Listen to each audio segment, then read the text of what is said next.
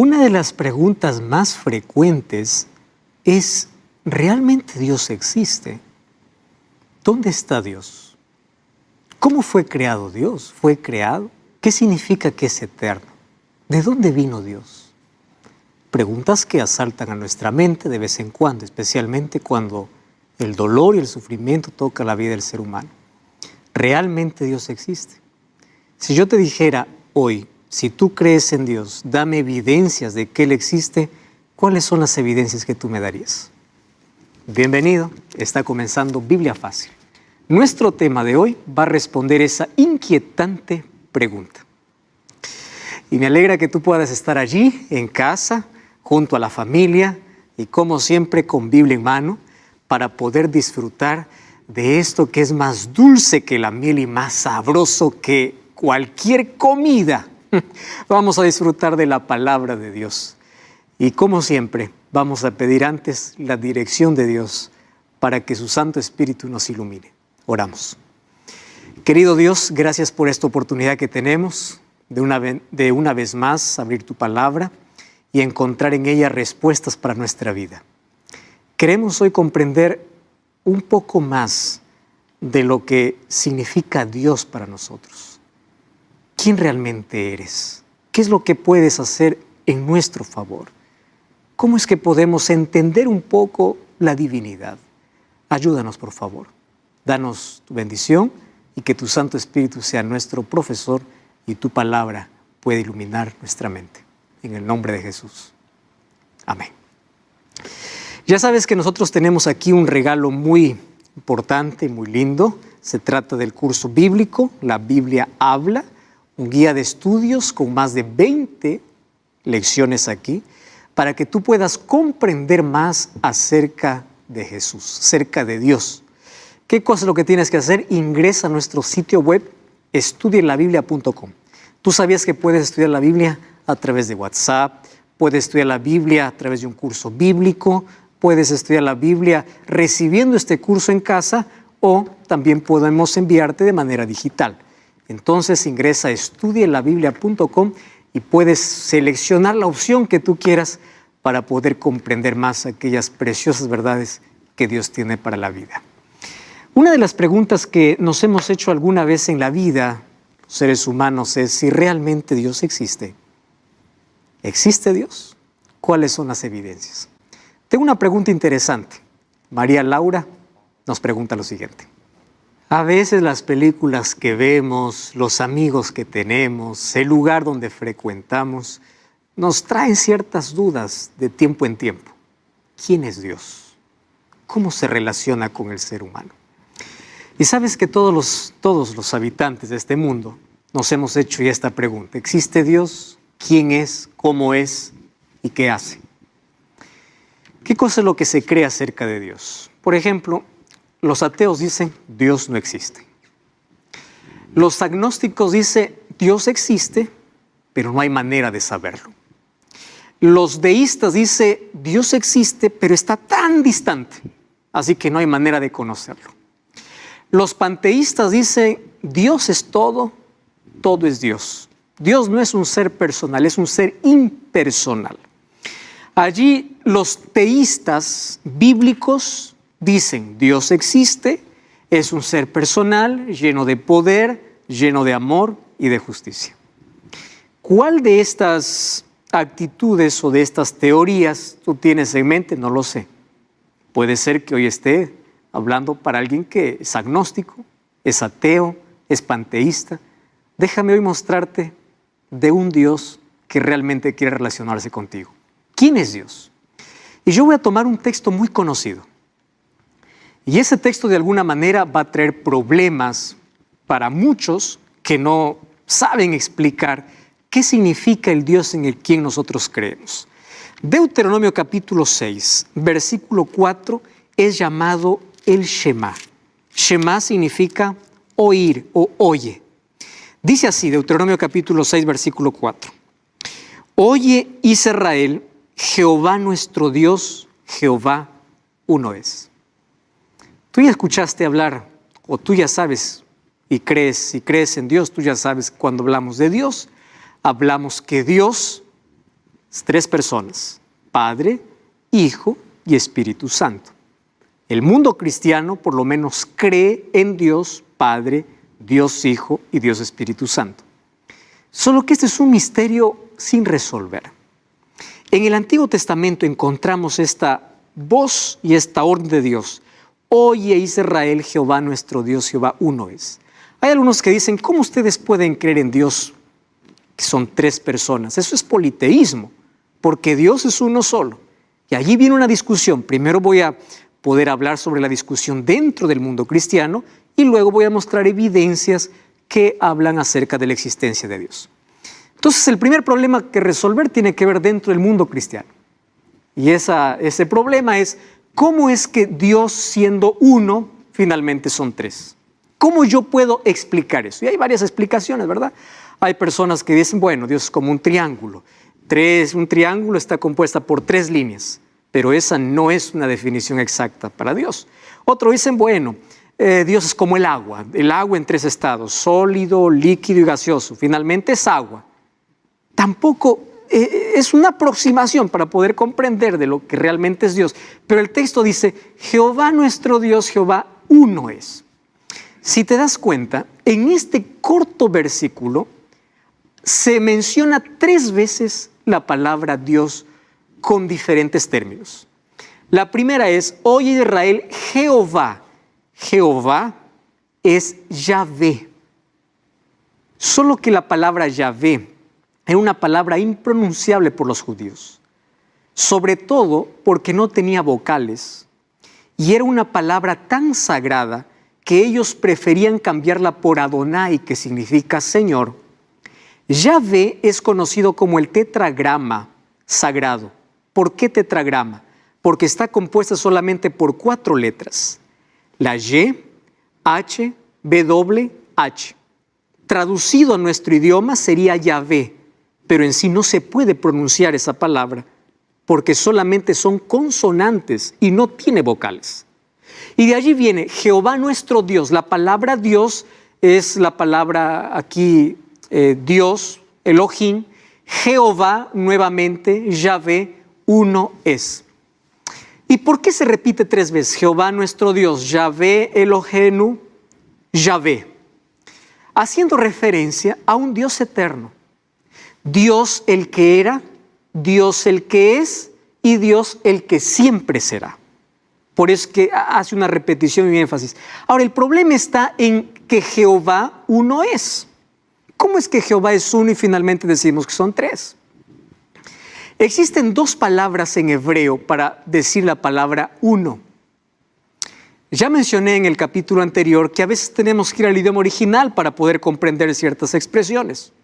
La primera vez que aparece la palabra uno en la Biblia está en Génesis capítulo 1, versículo 5. Dice así: llamó Dios a la luz día y a las tinieblas llamó noche. Y fue la tarde y la mañana de un día. La palabra uno aquí en hebreo es la palabra ekat, que significa uno compuesto por 2 periodos. A ver, te voy a repetir. Hay 2 maneras de decir uno en hebreo: ekat y yahid. Ekat significa uno compuesto. Yahid significa uno singular, únicamente. La palabra que se usa en Deuteronomio 6 es Jehová uno es la palabra ekat. Y la palabra ekat significa uno compuesto. Génesis 1:5 dice: un día está compuesto por 2 periodos. Periodo de día y periodo de noche. 2 periodos, ¿qué cosa hacen? Un día. ¿Estás comprendiendo? Cuando Dios habló en Génesis 2, capítulo 2, versículo 24, dice así: el hombre dejará a su padre y a su madre y se unirá a su mujer y serán una sola carne. No está hablando de 2 seres diferentes que finalmente son uno. ¿Ahora entiendes la unidad de Dios? Cuando dice Jehová uno es, está hablando de una unidad compuesta.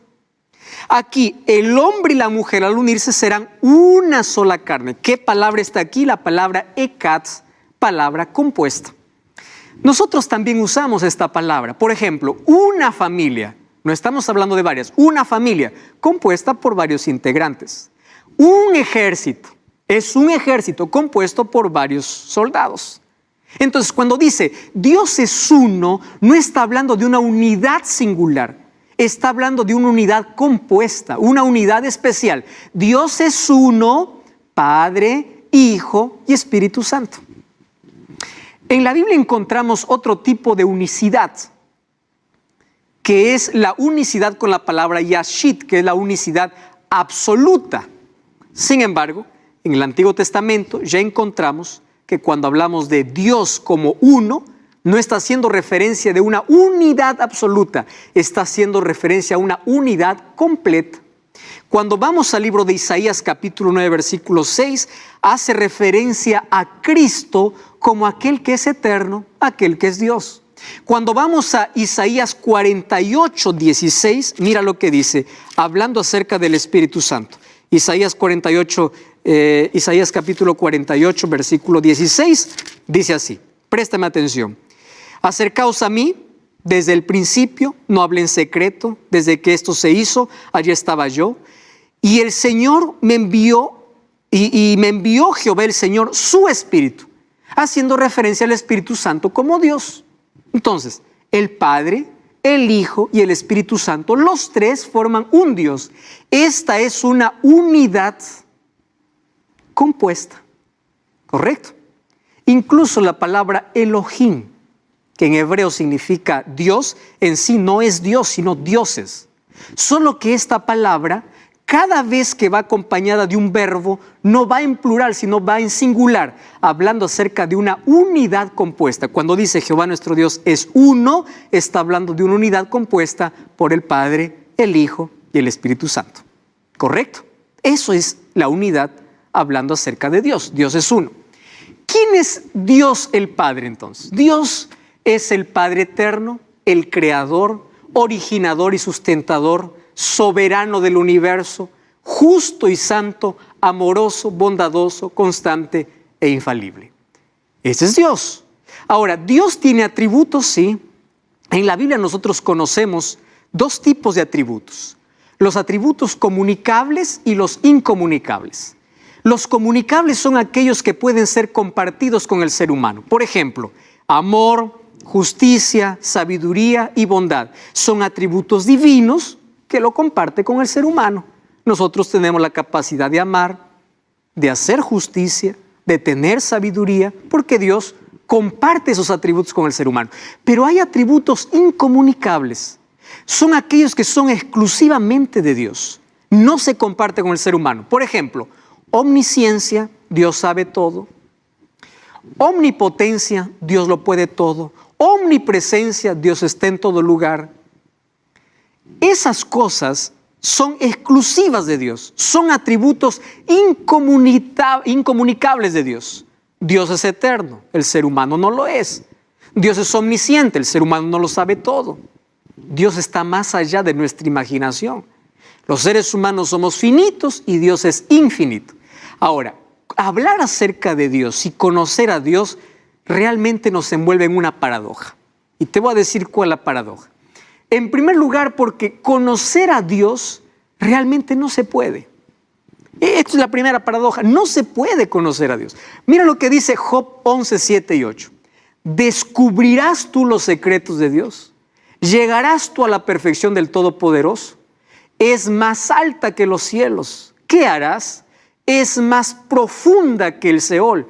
¿Cómo tú conocerás los secretos de Dios? Es decir, es imposible poder conocer a Dios siendo que Él es infinito.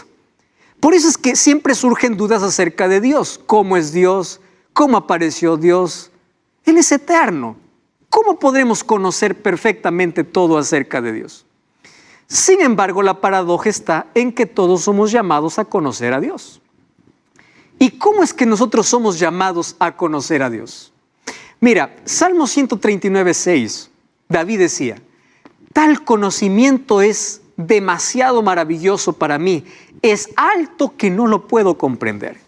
Es decir, todo el conocimiento humano no da para explicar quién es Dios.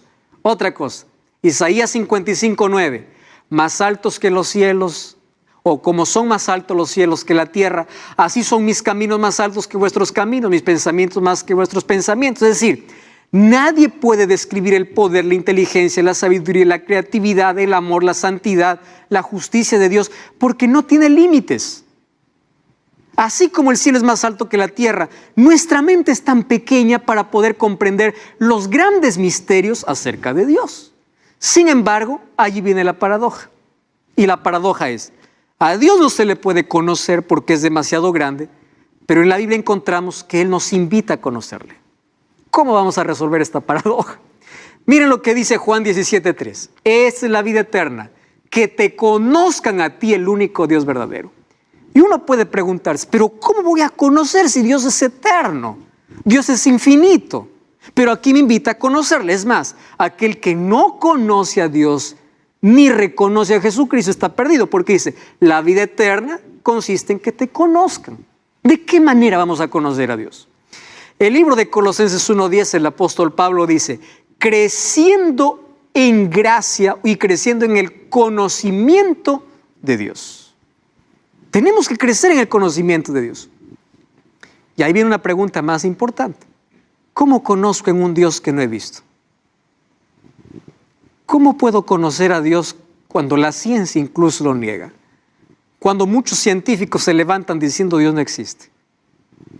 Por un lado, la Biblia me dice que no puedo conocer a Dios en su magnitud, porque soy muy pequeño. Por otro lado, Dios me invita a conocerle. ¿De qué se trata ese conocimiento? Vamos a hablar eso un poquito más después, pero antes resolvamos esta pregunta. ¿Cómo puedo conocer a Dios si realmente no sé si existe? Y esa pregunta ha llevado a muchos a cuestionarse. Y esa cuestión aparece específicamente cuando hay dolor en la vida. ¿Dónde está Dios? Si Él existe, ¿por qué permanece en silencio cuando más lo necesito? Esta ha sido la pregunta que ha llevado a muchas personas a cuestionar la existencia de Dios. ¿Dónde está Dios? Si realmente existe, ¿por qué los niños sufren?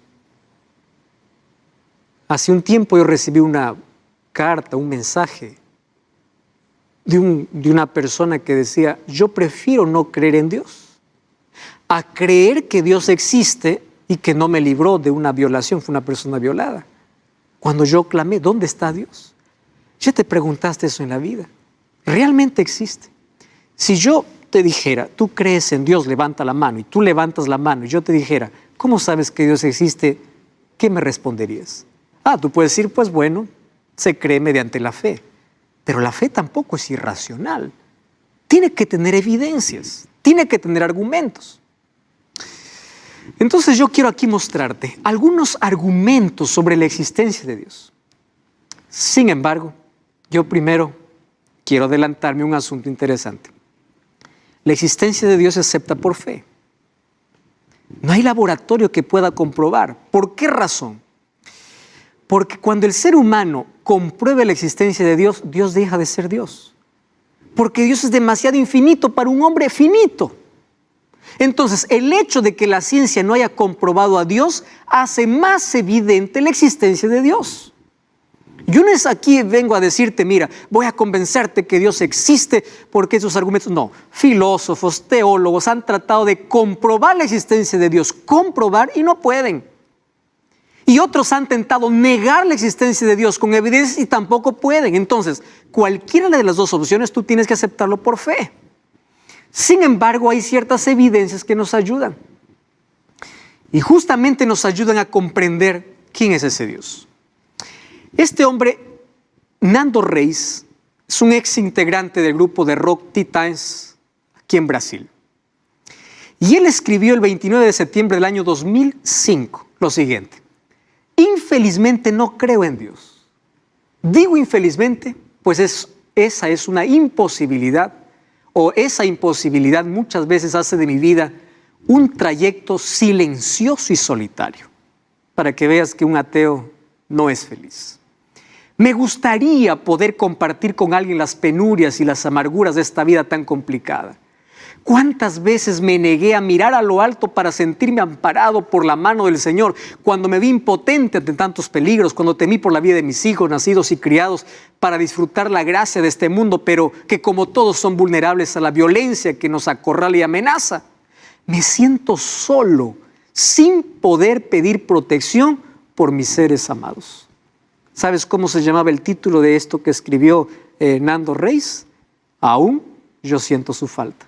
Él primero comienza negando la existencia de Dios, pero él muestra su vacío, su infelicidad. Y hay tantas personas que aun cuando nieguen la existencia de Dios, creen que cierta imposibilidad o posibilidad de que si Él existiese, ¿dónde está? Porque yo quiero hablar con Él, yo quiero relacionarme con Él. Entonces, ante la imposibilidad de que Dios pueda ser comprobado por la ciencia, muchos dicen, Dios no existe. Pero realmente Dios no existe. Miren, vamos a ver algunos argumentos sobre la existencia de Dios. El primer argumento es el argumento cosmológico. El argumento de causa-efecto. ¿Qué significa eso? Todas las cosas tienen un origen. ¿Ya viste? Todo lo que hoy vemos tiene un origen. Todo lo que hoy está creado tiene un origen. Yo no puedo decir, bueno, este televisor apareció aquí, esta pantalla apareció aquí de la nada. Alguien tuvo que crearlo, diseñarlo, hacerlo. Todas las cosas tienen un origen, eso es lógico, ¿verdad? Ahora, una posibilidad es imaginar una cadena de causas que no tiene fin y otra es una causa primera que no tuvo comienzo. O sea, es ilógico pensar que algo surgió de la nada. Esa nada, ¿cómo es que de la nada va a surgir todo? El primer argumento es el argumento cosmológico. Tú cuando empiezas a ver el orden, sistema solar, planetas, el orden del universo, tú empiezas a ver que hay un diseñador inteligente, que hay alguien que planificó, alguien que creó todo eso. Entonces, cuando alguien dice, Dios no existe, está diciendo todo esto fue creado de la nada. Y eso es lo más ilógico ante la razón y la lógica humana, porque todo lo que hoy existe tiene un comienzo. Si Dios no existe, entonces, ¿de dónde venimos? ¿Cómo comenzó todo? ¿Cómo fue creado todo? Ese es el argumento cosmológico. Segundo argumento es el argumento teleológico. Me gusta este argumento, es el argumento del designio. Significa que si el mundo revela orden, inteligencia, armonía y propósito, entonces hubo un diseñador inteligente. William Paley hizo una analogía muy interesante. La analogía del reloj. Él dijo, vamos a imaginar lo siguiente, que un reloj aparece en el campo y alguien viene y dice, ese reloj apareció de la nada. Funcionó de la nada. Un día vino una explosión, ¡pum! Y allí vinieron las agujas, se organizaron, el minutero, el segundero, todos los números se pusieron en orden y el reloj comenzó a funcionar de la nada. ¿Tú me creerías eso si yo te digo, mira, este reloj funciona de la nada? Producto de una explosión, todo se ordenó y funciona de la nada. Eso es ilógico pensar. El argumento teleológico me lleva a mirar cómo la ciencia ve que el mundo es complejo.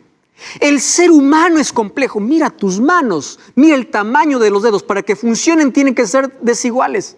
Mira el cuerpo humano, mira el funcionamiento de nuestro sistema. Eso significa que hay un orden, que hay un ser inteligente. Y si Dios no existe, entonces, ¿quién creó todo? Ese es el segundo argumento. Pero existe un tercer argumento, aparte del teleológico. Y ese es el argumento ontológico. Y es la idea de Dios, ¿de dónde vino? Fíjate una cosa. El ser humano tiene en su mente la idea de Dios. La pregunta es, si Dios no existe, ¿de dónde el ser humano inventó esa idea? Es más, el ser humano ya viene necesitando de Dios. Este argumento ontológico de la idea de Dios es algo innegable. ¿Cómo un ateo responde? ¿De dónde surge la idea de Dios que no existe? Ese es un argumento, el argumento ontológico. Otro argumento, el cuarto argumento, el argumento antropológico, el sentido moral. Fíjate una cosa, el sentido moral del ser humano en cuanto a lo correcto o equivocado, ¿de dónde vino? Si el ser humano fuese producto de la casualidad, ¿Cómo él empezó a tener sentido moral? ¿Cómo es que a través de su conciencia él puede saber qué es correcto y qué es incorrecto? Este sentido antropológico me lleva a pensar de que hay un creador y ese creador es Dios. ¿Quieres más evidencias acerca de la existencia de Dios? No cambies el canal. Vamos a una breve pausa y ya regresamos. Esto es Biblia Fácil. Estamos de regreso. Esto es Biblia Fácil. Hoy estamos hablando acerca de la existencia de Dios. Dios quiere que podamos conocerlo, mas nuestro conocimiento es finito y Él es infinito.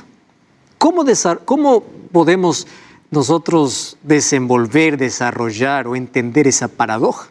Lo vamos a descubrir ahora.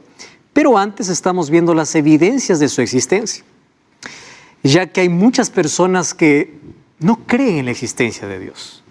Y estos argumentos son irrefutables, aquellos que nosotros estamos aquí colocando.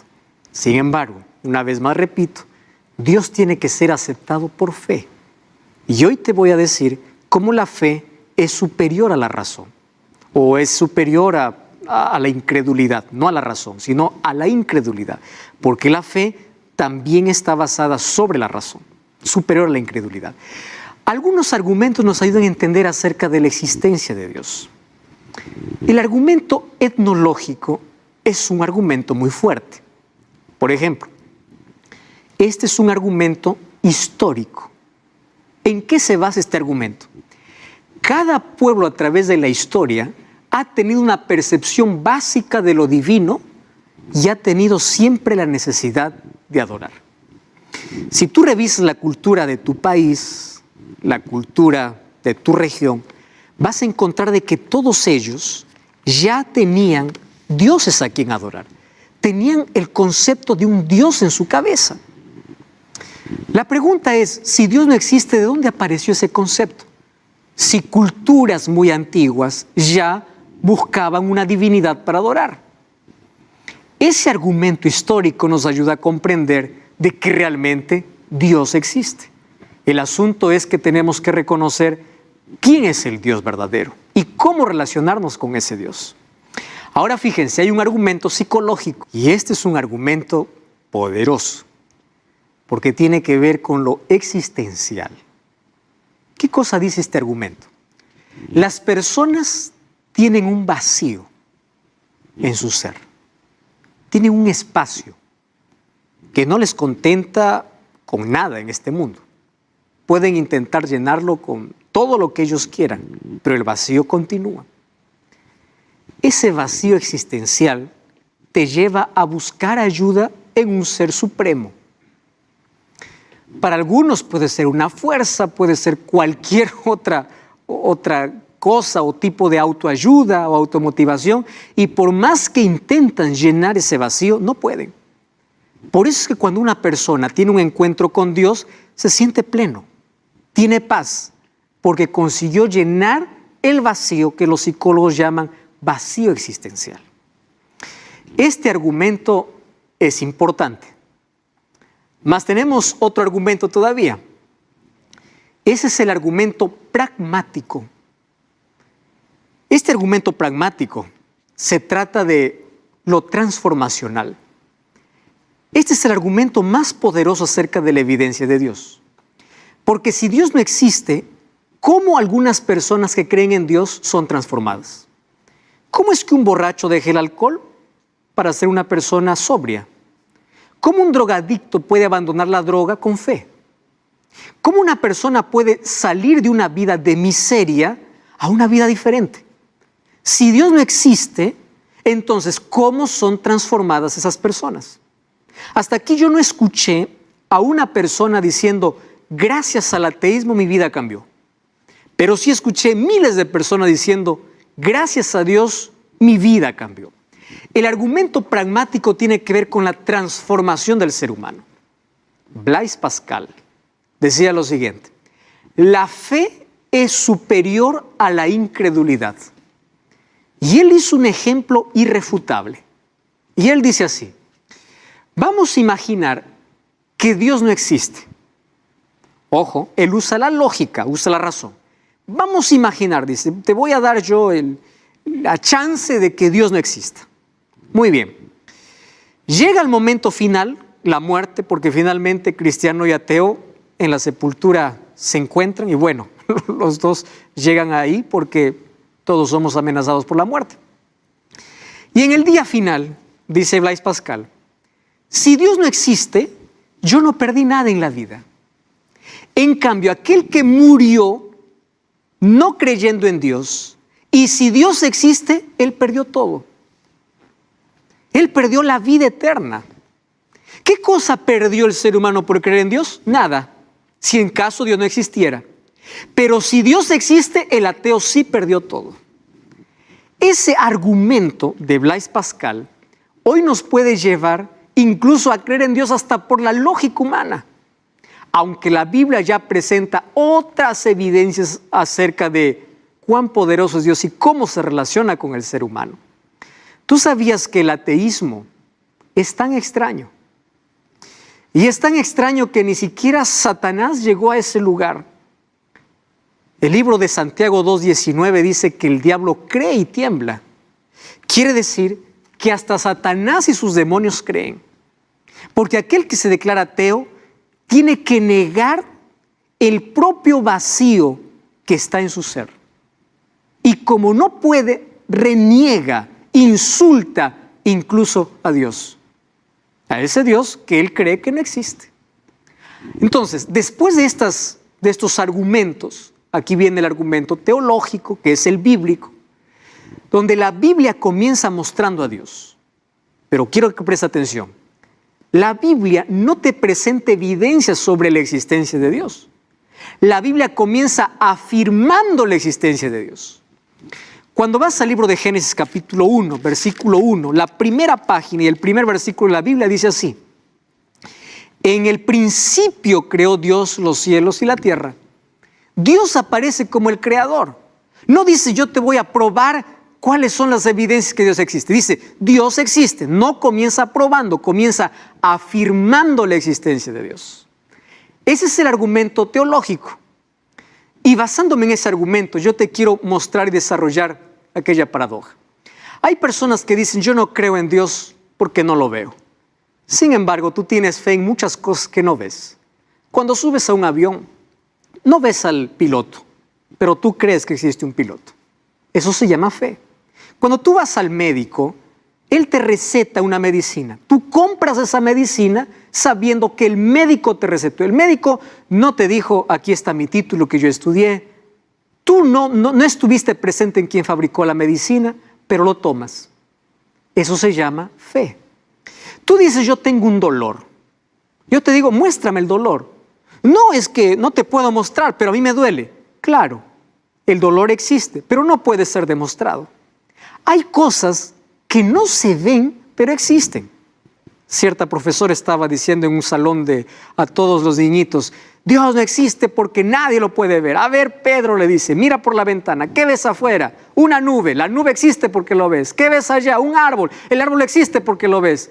¿Qué más ves? ¿Ves a Dios? No veo a Dios, entonces Dios no existe. Ahí ve otro niñito cristiano y dice, compañeros, yo quiero hacer otra pregunta. Todos miren a la profesora ¿está ahí? Sí, está ahí. ¿Ustedes lo ven? Sí, ella existe, exactamente. Ahora, alguien de ustedes puede decir, ¿dónde está el cerebro de la profesora? Busquen el cerebro, muéstrenme el cerebro. Y obviamente nadie puede ver el cerebro, pero saben que el cerebro existe. Entonces el niñito dijo, si Dios no existe porque no se ve, la profesora tampoco tiene cerebro porque no se ve. ¿Te das cuenta? Hay muchas razones por las cuales nosotros podemos creer en Dios aun cuando no se esté comprobado. Ahora, algo más que eso. Por eso Salmos 14:1 dice el necio en su corazón, no hay Dios. ¿Por qué llama necedad? Porque Dios sí se revela al ser humano. Y se revela a través de la naturaleza, que es la revelación general. Salmos capítulo 19, versículo 1 dice, los cielos cuentan la gloria de Dios y el firmamento anuncia la obra de sus manos. La naturaleza es el libro abierto, la revelación general que todos tenemos que leer, porque en cada detalle de la naturaleza encontramos a un Dios perfecto. La Biblia es la revelación especial. Hebreos 1:1 dice, Dios, habiendo hablado muchas veces a sus siervos a través de los profetas, es la revelación especial. Dios se revela a través de su palabra. Y la revelación perfecta, ¿quién es? Cristo. Cristo vino a revelar quién es Dios. Mateo capítulo 11, versículo 27, encontramos cómo Él dice, yo vine a revelar al Padre, vine a revelar quién es Dios. Entonces, ¿cómo es que Dios quiere que le conozcamos? Primero, que lo aceptemos por fe. Y número 2, Él quiere que le conozcamos y que tengamos una relación estrecha con Él. ¿De qué manera? Jeremías 9:24 dice así, alábese en esto el que se hubiere de alabar, en conocerme que yo soy Jehová y hago misericordia y justicia en la tierra. Tú no tienes que conocerlo teóricamente, tienes que experimentarlo en tu vida. Por eso Juan 17:3 dice que tienes que conocer a Dios y en esto consiste la vida eterna. Esa es una experiencia que tienes que tener en tu vida. La palabra conocer en la Biblia está íntimamente ligado incluso a la intimidad sexual. Quiere decir, Dios quiere tener un relacionamiento próximo, cercano contigo, íntimo. Y Dios se muestra a través de su palabra, a través de Jesucristo, a través de la naturaleza. Hay evidencias para creer en Él. Sin embargo, ahí en los años 1860, apareció un hombre para poder cambiar toda la historia. Charles Darwin, diciendo Dios no existe y que todos nosotros somos productos de la evolución. Junto con él vino Marx, Sartre y otros filósofos diciendo que la razón está por encima de la fe. Incluso se tomaba de ignorantes aquellos que creían en Dios. Y allí se comenzó una guerra intelectual donde decía lo siguiente, el hombre no necesita de Dios. Pero realmente el hombre no necesita de Dios. ¿Dios acaso no podía defenderse y poder colocar un conocimiento mayor para decir el hombre sí necesita? No, Dios es tan sabio que dejó que el tiempo diga si realmente no necesita de Dios. ¿Y sabes qué pasó? Pasó un siglo y esta es una revista secular. Osvaldo Giacoya, profesor de Historia y Filosofía moderna y contemporánea, él escribió en esta revista súper interesante en diciembre del año 2005. Esto no es una revista cristiana. Incluso aquí hay muchos agnósticos y ateos que escriben. Y él dice lo siguiente. En el siglo XX, Nietzsche, Marx, Freud, Sartre y otros llegaron a apostar en la muerte de Dios. Es decir, que Dios desaparecería del pensamiento humano. Y ellos pensaban que con el iluminismo o con la era de la razón, ellos iban a iniciar una nueva era. Y mira lo que dice. No es necesario ser un especialista para saber que este triunfo no se concretizó. Al contrario. ¿Qué cosa es lo contrario? Lo que se observaba hasta hoy es una valorización de la fe. Incluso entre los científicos como Simon Morris, a lo largo de la historia, la relación del hombre con lo sagrado se ha mostrado un trazo extremadamente persistente. Por más que el ser humano dice, Dios no existe, el ser humano necesita de Dios. ¿Y cómo se explica cómo la fe ha superado la incredulidad? ¿O es mayor que la incredulidad? Por más de que muchos se levanten diciendo, esto va a acabar, esto va a morir, y esto cada vez se fortalece. Por una razón muy sencilla. Tú sabes que hay un estudio de neurocientíficos. Los neurocientíficos son los encargados de estudiar las funciones del cerebro.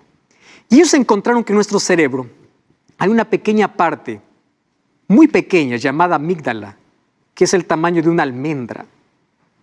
Y allí ellos encontraron que la habilidad de tener experiencias religiosas tiene una base neuroanatómica que está justamente allí en nuestro cerebro. Y eso lo explica el doctor Juan Joseph. Y él dice, la habilidad de tener experiencias religiosas es una base neuroanatómica. No hay manera de poder negar esto. En otras palabras, Dios dejó su huella en nuestro cerebro. Cuando hablo de cerebro es donde nosotros hablamos de corazón. En nuestro corazón, en nuestro cerebro, en nuestra mente. La anatomía del cerebro humano fue creado con un espacio para que el ser humano se relacione con su creador. Y esto responde a por qué se siente vacío cuando no se relaciona con Dios. Tú puedes decir, Dios no existe, pero la necesidad dentro de ti es como una necesidad fisiológica. Tú puedes decir así, yo no creo en el hambre porque no tengo hambre. Espera que pasen unas horas. Aunque digas yo no creo en el hambre, vas a tener hambre porque es una necesidad fisiológica. Tú puedes decir, yo no creo en Dios porque no lo veo. No tengo necesidad de Dios. Espera que pase el tiempo. Las crisis, ¿a dónde corres? En la soledad, ¿qué haces? ¿A dónde vas? ¿Qué haces con aquella necesidad que tienes por dentro? Con aquellas noches largas y oscuras donde tú no puedes dormir. ¿Qué haces cuando no tienes paz? La necesidad de Dios está dentro de ti mismo. Por eso es que las personas que niegan la existencia de Dios o está distante de Dios, no tiene paz. No tiene una vida con sentido. Descubre recién el propósito y el sentido cuando tiene a Dios en su vida. El doctor Larry Craft, que es un PhD en psicología clínica, habló que el ser humano tiene 3 tipos de necesidades. La primera, necesidad casual. Pueden ser necesidades básicas o superfluas. Alimento, dinero, placer, realizaciones, etc. La segunda, las críticas. Es decir, el ser humano tiene una necesidad de relacionarse con otro ser humano. Necesidad de afecto, de amor, de respeto, de admiración, de familia. Es una necesidad. Tú no puedes negar. Pero hay otra necesidad que es crucial.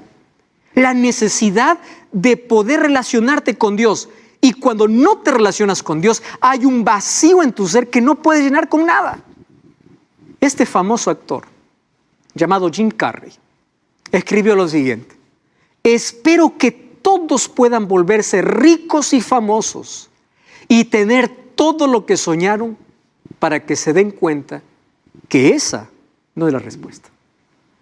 ¿Sabes una cosa? Tú no puedes negar la existencia de Dios porque Dios dejó una huella en tu corazón. Y ese vacío estará sin llenar hasta que Cristo lo pueda ocupar. Juan capítulo 4 habla de la historia de una mujer que intentó llenar el vacío de su vida con relacionamientos. Se casó 5 veces y por 6ª vez está viviendo con un hombre. La fama que ella tenía era terrible. Un día Jesús llegó hasta un pozo llamado el Pozo de Jacob, allá en Samaria. Llegó esta mujer con un cántaro vacío que representaba el vacío de su vida para llenar un poco de agua. Y ahí en Juan capítulo 4, versículo 10, encuentra un diálogo que Jesús comienza con esta mujer. No sabemos el nombre de esta mujer, pero puede representar a todo ser humano lejos de Dios. Ser humano vacío, que intenta ser feliz con sus propios medios, ignorando a Dios. Y ahí en el capítulo 4, versículo 10 dice así: si tú conocieras el don de Dios y aquel que te dice dame de beber, tú le pedirías y él te daría agua viva. Y el versículo 13 dice: cualquiera que bebiere de esta agua volverá a tener sed, mas el que bebiere del agua que yo le daré no tendrá sed jamás. En otras palabras está diciendo, tú puedes intentar de todo para llenar el cántaro de tu vida, pero jamás será llenado. Por eso es que hay gente que corre tras el placer, la diversión, para anestesiar el vacío del corazón, intentando negar aquello que no puede. Tú necesitas de Dios.